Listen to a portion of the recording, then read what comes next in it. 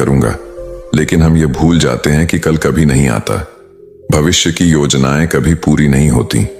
जब एक योजना पूरी होती है तो हमारा मन दूसरी योजनाएं बना लेता है और इस प्रकार जीवन चक्र चलता रहता है। और अब आखिरी समय में जब मृत्यु तुम्हारी सैया पर लेटी हुई है तो तुम्हें एहसास हो रहा है कि मैंने जीवन में कुछ भी हासिल नहीं किया। अब तुम्हें लग रहा है कि जो भी तुमने किया उसमें से तुम एक सुई भी अपने साथ नहीं ले जा सकते। अगर यही बात तुम उस वक्त समझ लेते, मृत्यु कभी निश्चित होकर नहीं आती, वह तो कभी भी आ सकती है। अगर यह बात उस वक्त तुम्हारा मन समझ लेता तो तुम उसी वक्त ध्यान और सत्य की खोज में लग जाते।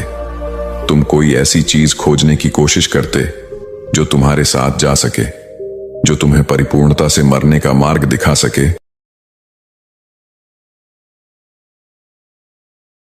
रहा है कि मैंने जीवन में कुछ भी हासिल नहीं किया। अब तुम्हें लग रहा है कि जो भी तुमने किया उसमें से तुम एक सुई भी अपने साथ नहीं ले जा सकते। अगर यही बात तुम उस वक्त समझ लेते, मृत्यु कभी निश्चित होकर नहीं आती, वह तो कभी भी आ सकती है। अगर यह बात उस वक्त तुम्हारा मन समझ लेता तो तुम उसी वक्त ध्यान और सत्य की खोज में लग जाते। तुम कोई ऐसी चीज खोजने की कोशिश करते जो तुम्हारे साथ जा सके, जो तुम्हें परिपूर्णता से मरने का मार्ग दिखा सके। उस वृद्ध आदमी ने हाथ जोड़कर बुद्ध से कहा कि बुद्ध, यह तो मैं जानता हूं कि मुझसे गलतियां हुई हैं। मैंने अपने जीवन को सार्थक रूप से जिया ही नहीं और इस बात का मुझे बहुत गहरे में एहसास हो चुका है।